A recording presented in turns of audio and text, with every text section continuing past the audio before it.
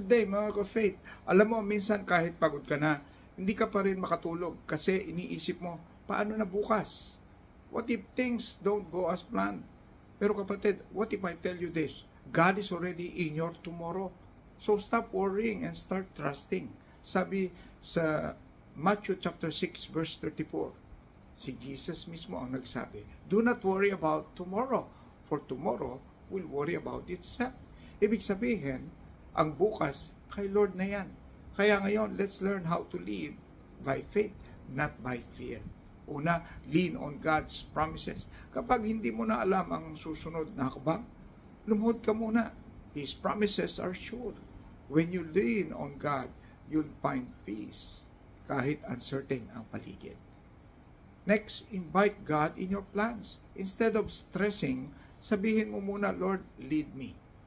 The moment you invite God, you allow His wisdom to guide every decision. Then value the present. Stop living in the what ifs. Live in the now. When you value today, you'll see that God's grace is already enough for this moment. And lastly, expect the best from God. Don't expect disaster, expect deliverance. Because when your expectation is in God, your heart stays at peace kahit may bagyo sa paligid. So mga kapit, don't worry about tomorrow. Live in faith today. And this is Pastor Francis reminding you, live, don't worry. Like, follow, and share para mas marami pa ang mabless. God bless. Shalom.